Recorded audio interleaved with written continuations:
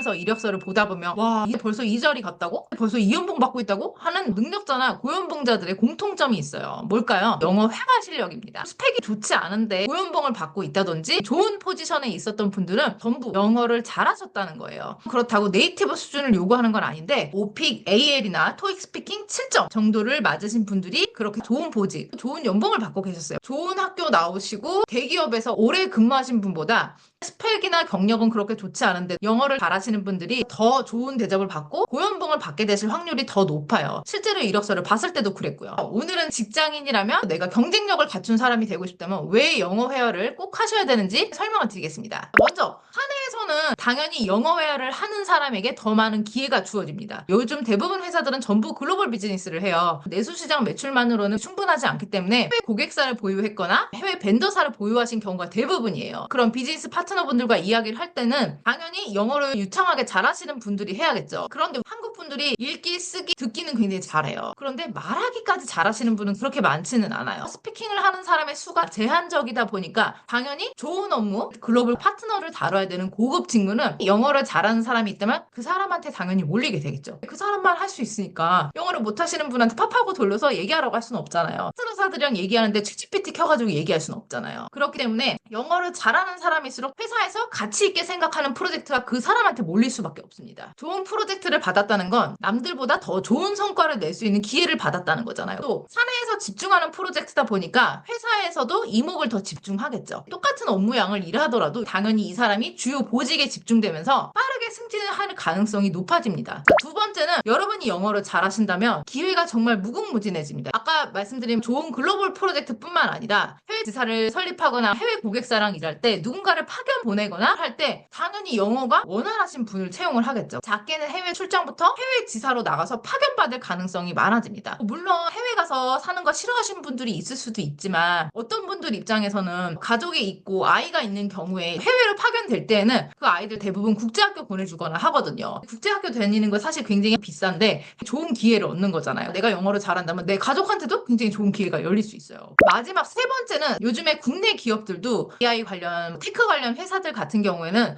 워낙 글로벌 탤런트들을 많이 채용하다 보니까 사내 공식 언어를 영어로 쓰기도 합니다. 공식 언어를 영어로 쓰는데 난 영어를 잘 못해. 그럼 당연히 나는 정보를 받는 속도가 느려지고 정보 받는 속도가 느리니까 남들보다 업무 효율이 떨어지겠죠? 좋은 기회에 대해서 느리게 알게 되는 거고요. 그렇기 때문에 우리가 영어를 꼭 공부하고 우리의 무기로 가져야 하는 이유입니다. 여러분이 취업을 하시거나 이직을 할 때도 언제든지 좋은 무기가 될 수 있습니다. 여러분이 영어를 잘한다고 쳐보자고요. 특히 스피킹을 잘하셔서 좋은 프로젝트를 많이 맡았으면 당연히 여러분 이력서에도 남들보다 좀 더 경쟁력 있는 경험들로 채워져 있겠죠. 다른 회사에서 봤을 때도 여러분의 레주메는 남들보다 경쟁력이 더 있게 됩니다. 다른 사람보다 지원할 수 있는 직장이 더 넓어지는 거예요. 한국말밖에 못한다고 치면 제가 지원할 수 있는 회사는 국내 대기업, 중견기업, 중소기업 이런 데 지원을 할 수 있겠죠. 근데 내가 영어를 잘하면 외국계 회사는 물론이거니와 요즘에는 외국 본사에서도 재택근무가 워낙 활성화된 곳들이 많아서 미국 본사, 싱가포르 본사에서 한국에서 리모트로 일하실 그런 근무를 많이 채용하고 있기도 해요.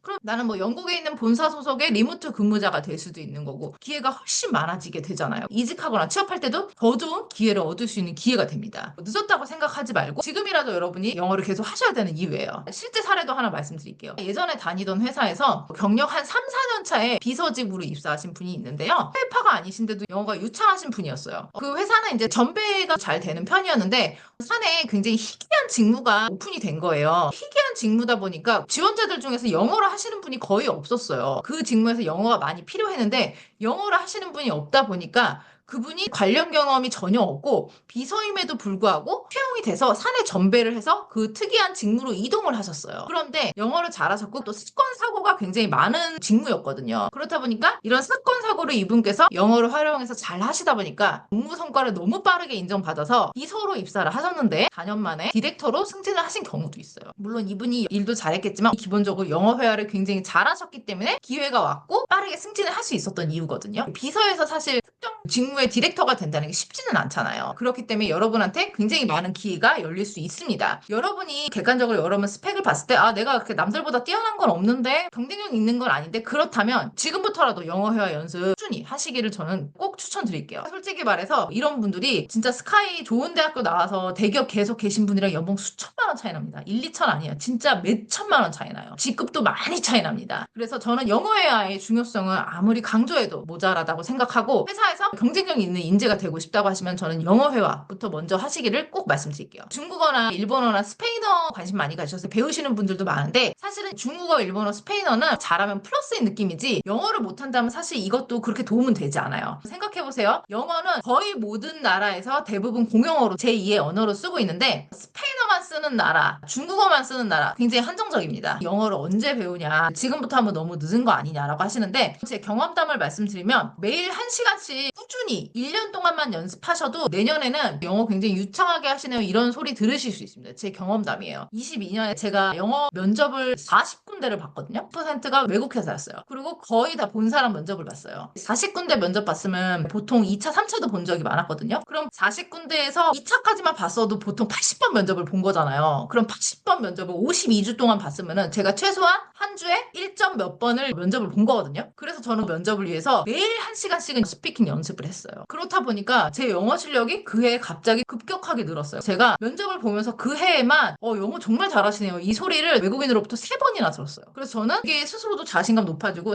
이게 반복적으로 하게 되면 이렇게 실력이 급격히 상승할 수도 있구나 개인적으로 느끼게 된 해였어요. 여러분도 지금 시작해도 매일같이 꾸준히 투자하면 내년에 여러분도 외국인으로부터 영어 굉장히 잘하시네요, 이런 소리 들을 수 있습니다. 새해 목표가 영어를 잘 하시는 거다 생각하시면 지금 바로 영어 공부 시작하셔서 경쟁력 있는 인재가 되시길 바랄게요.